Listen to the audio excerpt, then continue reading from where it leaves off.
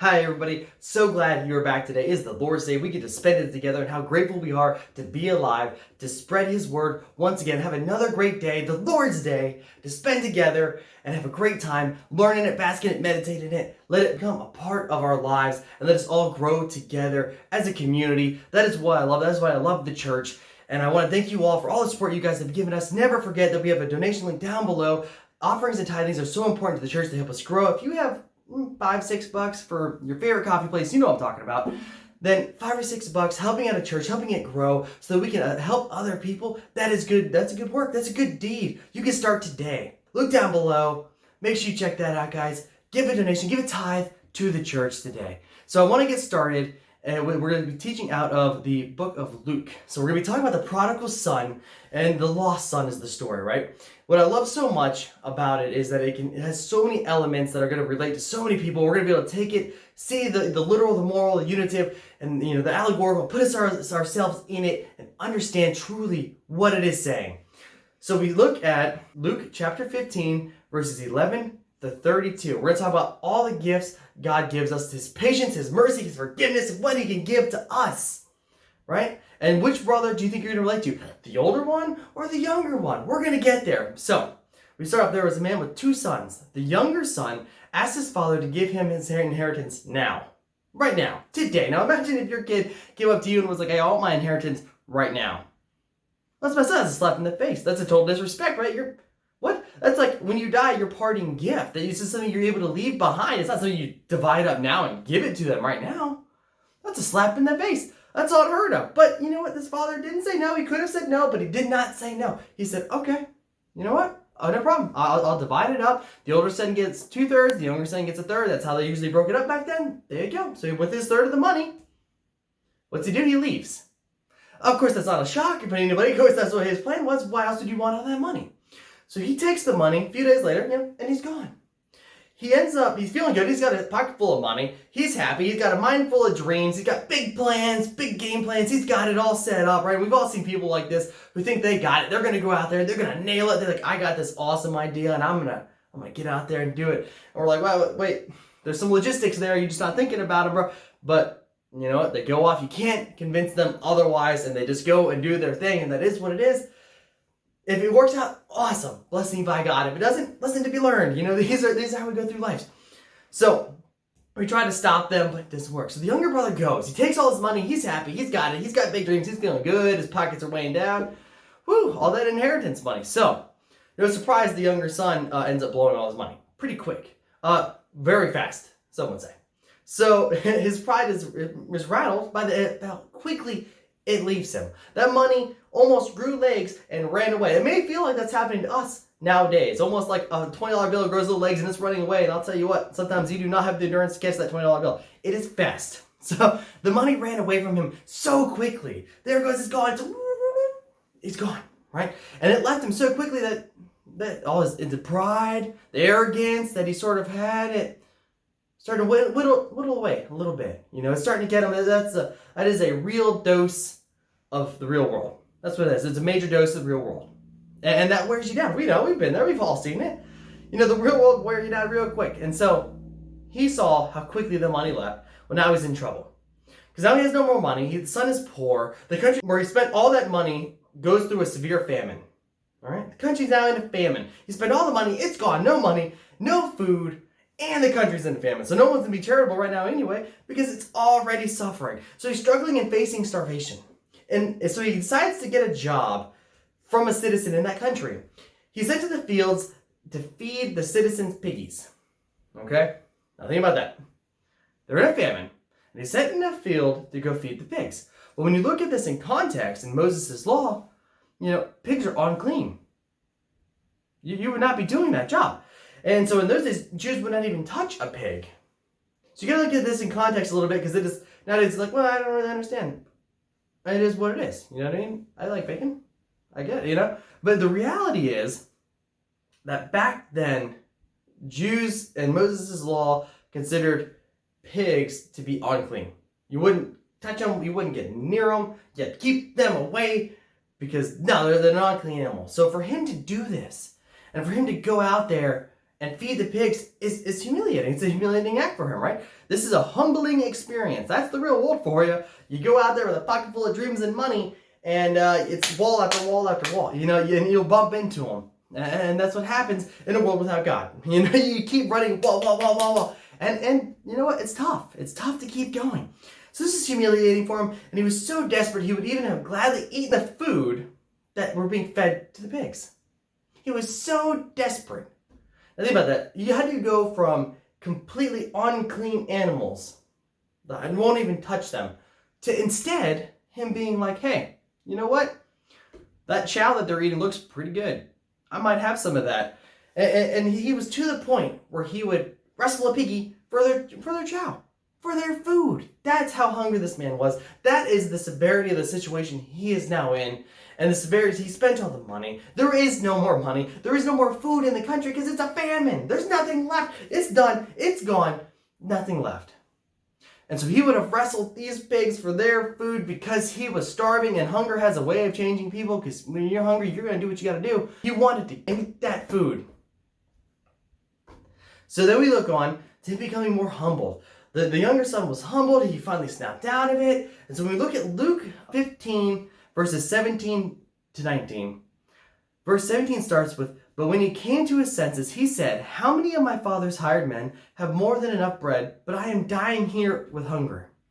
Verses 18, 'I will get up and go to my father, and will say to him, Father, I have sinned against heaven and in your sight.'" We move on to verse 19, "I am no longer worthy to be called your son. Make me as one of your hired men." Think about where we started, right? That is a new level of humbleness. He was arrogant. He was, boldly asking for his inheritance now. He thought he had it. He had the plan. He thought he knew better. He had his own plan. He was going to follow God's path. He was like, I'm going to go my way, and I got this. I know what I'm doing. I got a pocket full of money and a pocket full of dreams. What could go wrong? The real world is going to tell you. The world's going to show you what could go wrong. Thing is, he finally hit a level, right? Because he didn't have the money. Spent it all. Too fast. Living frivolously, it was gone. Partying, it's out of here. He went to a lot of parties, and it was not bring your own Bibles. Okay?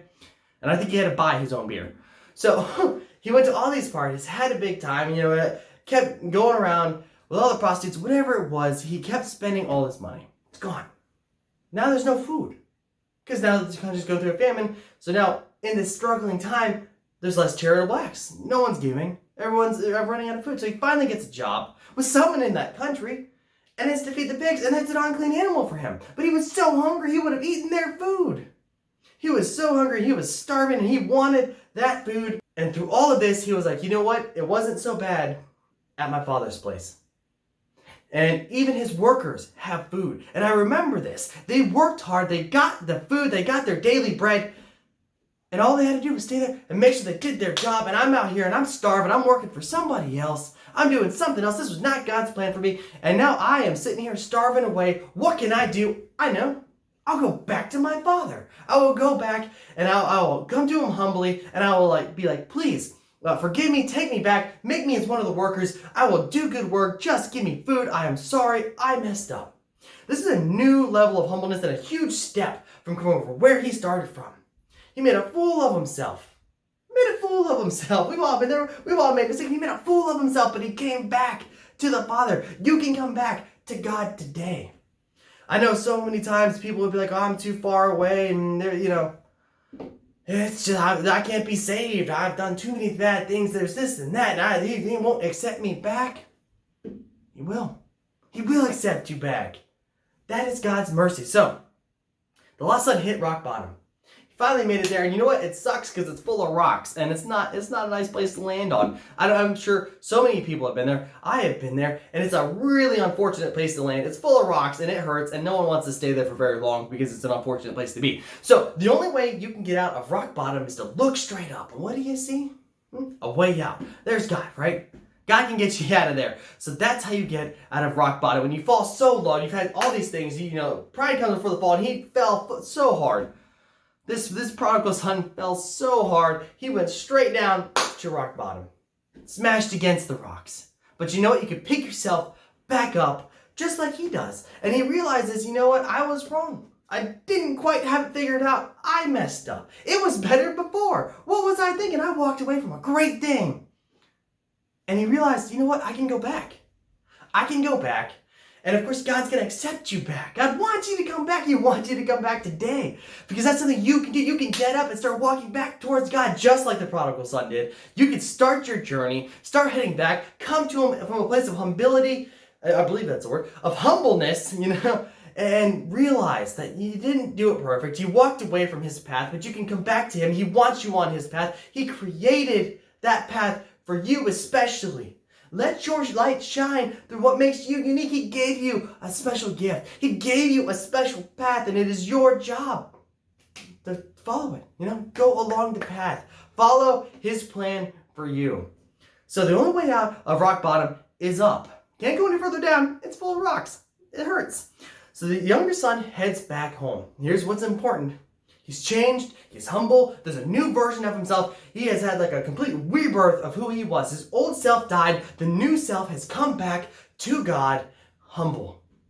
The first self, arrogant, prideful, selfish. I can do it myself. I don't need any help. I don't need anyone else. I can do this.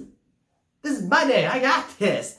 The new self, though, the new one was changed. He was humbled. He understood what it was and the mistakes that he learned, his lessons. He was like, it was better with the Father, and I can go back, and so can you. So be like the younger son if you're in that position. Start heading back to the Father right now. Start going back to God today. You don't have to be afraid. He's not going to be like, no, you're not welcome back. He's not going to slam the door in your face right now. He wants you to come back now. Today you have a chance. You've been blessed with this day and how grateful we are to be alive. And I think we lose sight of that so often. And how grateful we can be every single day just for waking up. We wake up, we look at our phone, we're like, okay, it's social media post. Okay, great. Got 2 notifications. I have no friends. That's fine. Roll out of bed and be like, okay, cool. Pants on one leg at a time. Usually you fall over. That's okay. Didn't hit your face. Didn't stub your toe. Start your day. The hit in the face, stub toe thing, that's a rough day. That's a rough start. Doesn't mean it's going to be a rough day. Just means it started rough. Tell me it started. So, these are the things that we forget so easily to be grateful. The minute we open our eyes, we look around, we see our loved ones, and we're like, what a blessed day it is to be alive today, to have another chance to spend with these amazing people that I can spend with you, and I can share his words with all of you today. That's something that I wake up for. That's something that gets me out of bed, fills me with joy and hype and energy and excitement, because I can come and I can share this message with all of you. So the younger son heads back home. That's what he does. He starts heading back home, right? Because he knows that there's bountiful food there. There is work to be done, but there's bountiful food. I can work on myself, but I can grow and I can flourish in his garden because he has good foods and he can feed me and I don't have to starve anymore. I can go back to the Father and he will take care of me. That's his plan. Perfect plan. Beautiful plan. So the young son goes back. New humble version of himself. And while he's still pretty far away, he's still far off, right? He's just walking down the road. Not really all that close. But you know who sees him? The Father. The Father sees him in the distance. And the Father, with compassion, he's filled with compassion and joy. And he runs to the young son and he embraces him. Gives him a big old bear hug. You know why? Because he was looking for him. He wasn't traveling all around trying to find him. But he stood there and he was waiting. He was like, where is he? I know he's going to come back. I hope he comes back. I'm praying he comes back. Where is he? I want to find him. He's like the lost sheep. Find your way back, please. Find your way back to me. I want to help you. I want to give you these gifts. I want to save you. Where are you? He's looking around like, man, I'm praying he comes back to me. And you know what? The young son did. The younger brother comes back. The Father sees him. He runs. He's filled with compassion and joy, and he gives him a big hug. Because he was so happy that he could see him again, that he came back. He was dead and he is alive now. He was lost and he is found today. Be found. You can be lost and then you can be found. And it's more profound to be found than it is to be lost and stay lost in the sauce. No, sir. You can be found today. So, God is waiting for us to come home. Just like the Father, he's looking around. He's like, where are they? I want to give them these gifts. I want to share this love, this salvation with them. I want to find them, trying to reach out. Where are they? Where can I find them? Where can I get them? How am I going to find these people? How am I going to reach them? He's waiting. He's looking around, and all we got to do is start going down the path that was predetermined by God for you. Start walking down that path and find your way to him. Find your way there. You start going down the correct path and you will see him because he is going to run to you. You may not know every turn. You may not know every single little back path. You may not know the fastest way to get there, but you know what? You know the most direct way? Straight to God. Go that way. Go straight. He will find you. He's not going to let you walk around lost forever looking for him. He's looking for you too. He wants to find you. How many parables are in the Bible where they keep talking about a lost thing was found? The coin lost, found. She had 9, she had 10, she lost 1. Then she had 9, she found the coin, celebrated.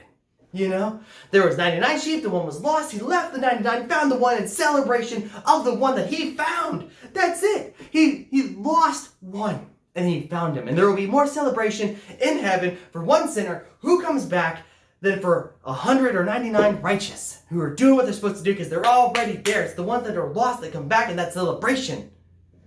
That's beauty. That is the love of God and his forgiveness that he has for you. Come back. Just like the younger son is, you will be embraced by God with love and showered with gifts because here we go. Here it comes. Notice how the father was looking for him in the distance, hoping that he would come home, and he did. And we saw him making running for him.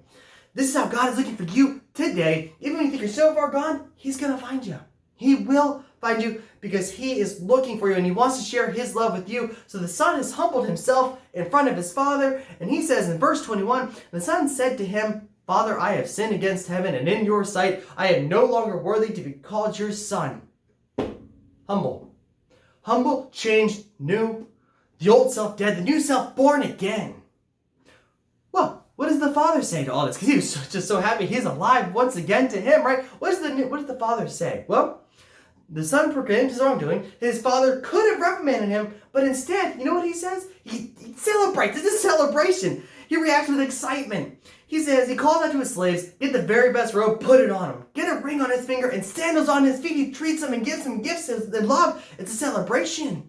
Come back to God and you can be given these same gifts of love and joy and excitement and celebration. We can share in it together. It is always a celebration when someone comes to Christ every day. That is an amazing gift, and that's one thing that we've been able to bring to people, and I think that is awesome. We've been able to change lives, bring people to Christ, make people realize that he is the Lord and Savior. And you know what?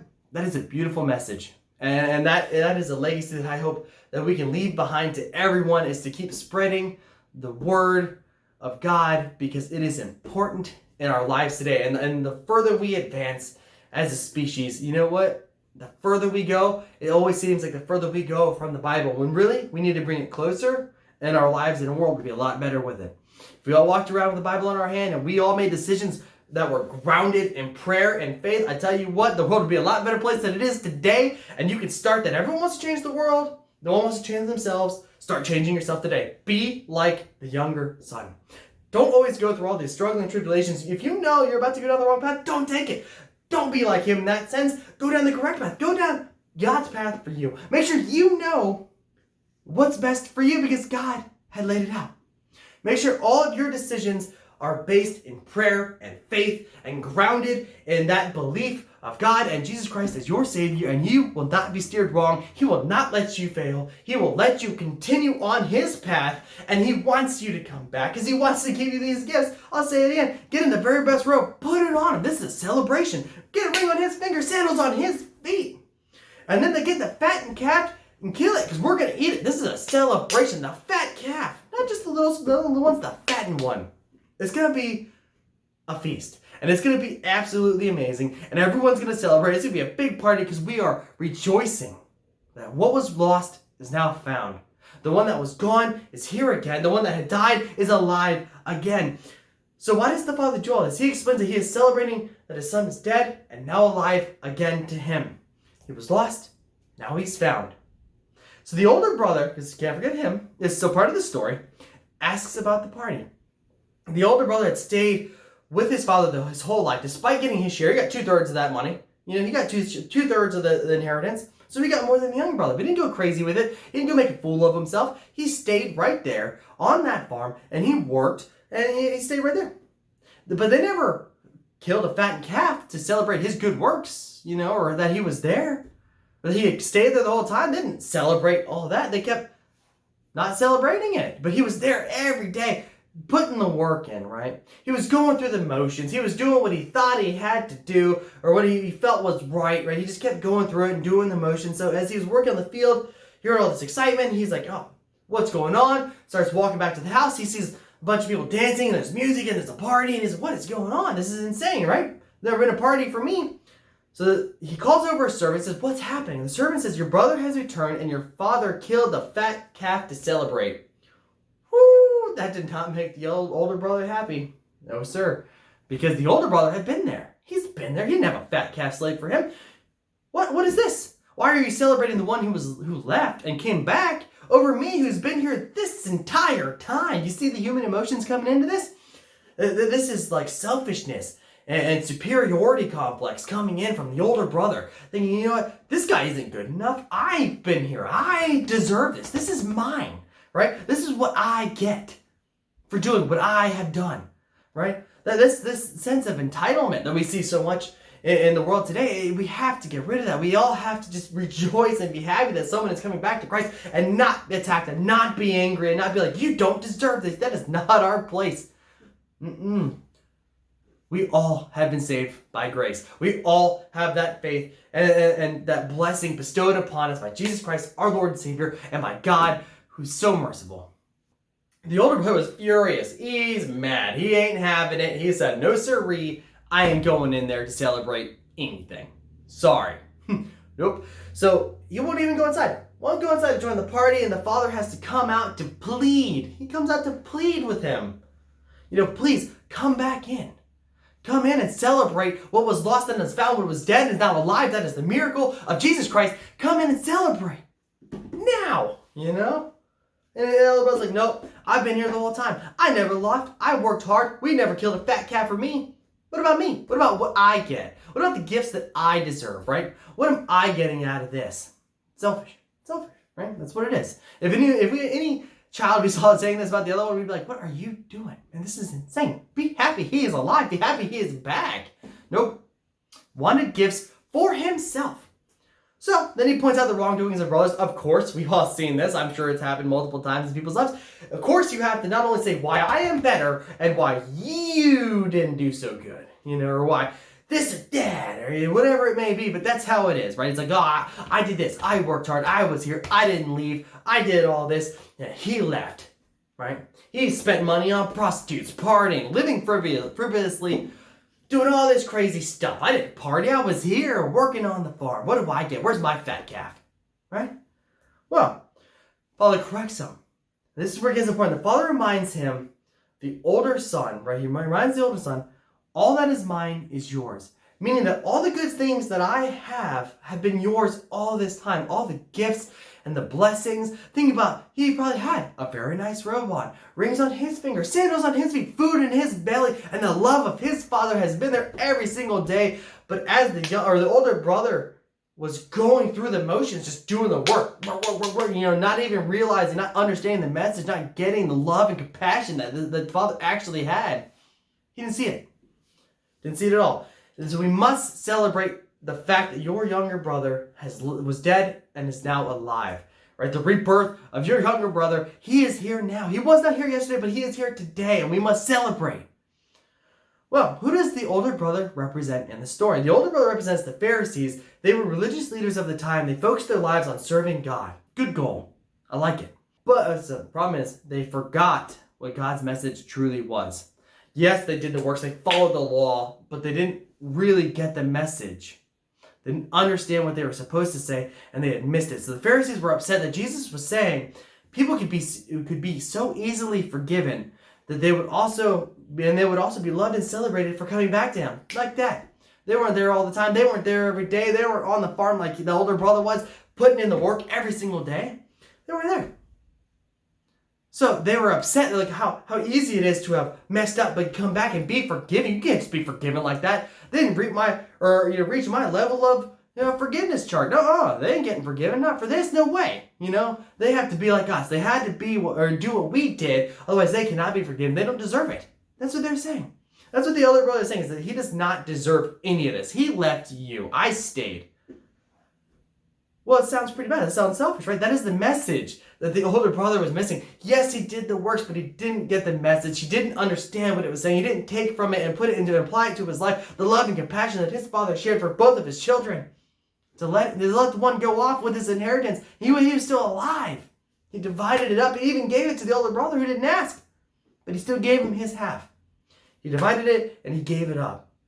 So they were resentful because they spent so much time serving God, working on the farm, always doing it, doing the motions, going through what they had to go through, what they felt would get them there, would get them that fattened calf. Well, they believed they should be treated better. They believed that they should have a better treatment, more gifts, better blessings, bigger things in their life because they had constantly been there. People sometimes act like these Pharisees, and if it's starting to sound like someone you know, then there you go. It can be easy for people to resent God's level of forgiveness, and pride and self-righteousness get in the way all the time. Always our pride and our ego and our self-righteous, behaviors get in the way of celebrating when someone else comes to God. Always happens. So then you look at, oftentimes people will criticize those who have spent their life partying, getting drunk, lazing around, and the only form of exercise they get is running from responsibility. And let me tell you, that's a full-time job. Sorry, I thought responsibility was coming after me. I was close. Gotta watch out for those. So people will criticize those who have fallen so far and now turning back to God and then being forgiven and celebrated. What is this? They don't deserve it. I was here the whole time. I deserve the celebration. They were mad. These people are upset that people can be so far gone and brought back, and they're celebrated. And you see it happens in the churches too, and I wish it wouldn't, but it does. Someone will be there, they've been there 2 or 3 years, they've been doing good. They give their offerings, they go there, they pray for each other, they go to Bible study, they're doing what they got to do. They're doing their outreach programs, they're there doing it for God. But someone comes in, they just joined the church, they've been long gone, they've been against God for many, many years, and they finally turn and people are celebrating, and people are happy, and they're like, well, why isn't anyone happy for me? I've been given what I had to give. I've been doing what I had to give. No one's happy for what I'm doing. Why is everyone so happy about him? It's the same thing. We have to be careful. We cannot be so self-righteous and full of pride and ego that we don't celebrate when someone else joins the family. And we have another brother and sister with us today. I think that's an amazing message. And I think that's one that we have to remember. You can't just instantly turn against people because you feel like you deserve better. We should celebrate their return. We should be happy they came back. And we should come together as a family and celebrate it together. We should be happy they're here. We are, we're so grateful for the people that do these things and do good, but we should also celebrate for the ones that came back because they were lost. The people who are on God's path, you are already basking in all of his good deeds, all of his gifts, all of his works, his blessings. He is working his way into your life. All you have to do is consent to it, and he's there for you. He's letting it happen. All that love and compassion and forgiveness is there. All you have to do is reach out and take it. He made sure the older brother had rings on his fingers, a nice robe, sandal on his feet. He was still eating, wasn't he? He didn't have the fat cap, but he was still eating. He was doing good. Well, the younger brother left. It's like leaving God, and it was desolate. There was no more food to sustain him. No more, of the nice things, of the blessings, of the love and compassion and forgiveness that was there. It was out there. It was like a spiritual desert. There was nothing out there for him. And that's, either spiritually, no food, and actually no food. He had no food. He couldn't sustain himself at all, or he couldn't bask in his father's love. He had nothing going for him without God. When he came back, boom, rings, on his finger, robe on his back, sandal on his feet, food in his belly, and the love of his father. These are the gifts that God has for you, and all you have to do is turn back. You are not too far away. Let's celebrate together with our brothers and sisters and welcome them home. I hope you all learned something amazing for this. Welcome home, your brothers and sisters. Do not get so high and stuck up on yourself like, well, I do this for the church or I do that. Yes, and we appreciate it, and it's truly a blessing from God that you can do that, but we need to celebrate the people who are lost and they come back. These are the people that we need to make sure we celebrate when they do come back. I thank you all for joining us today. It's been an amazing, amazing day for me. I hope that you learned something, take something from it, understand a little bit of it, meditate on it, go into the Bible, read the verses. Read all of Luke, it's amazing. If you already read it once, read it twice. I absolutely love it. Right? Go through, read the Bible, understand it, meditate on it, eat it, absorb it, gobble up that scripture, and apply it to your everyday life. Get the literal, get the moral, the allegorical, the unitive, put yourself in the story, see how it relates to you today, and that's how you can incorporate the Bible into your life today. I thank you for joining us. It has been a truly blessed day. Make sure you check out the link down below. There's a link to our church that has so many amazing things. There's also where you can donate, so make sure you check that out, guys. Any and all donations are appreciated. We love it, and it helps us grow and spread the message of the gospel to other people, and it's doing God's work. It's an amazing thing. Also, below that, you will find that we have a GoFundMe for the first responders. They do crazy things every single day. Life or death decisions. Make sure you check that out. They deserve good help, and we're trying to get it for them, guys. So make sure you go there, check those things out. We thank you for joining us today. Have a blessed day. Go out, share the gospel, share some love and some joy. Go out there, hug your kids and your family, and be like, I'm grateful that I was alive today. These are the gifts from God, and He has given them to you. Have a blessed day, everybody.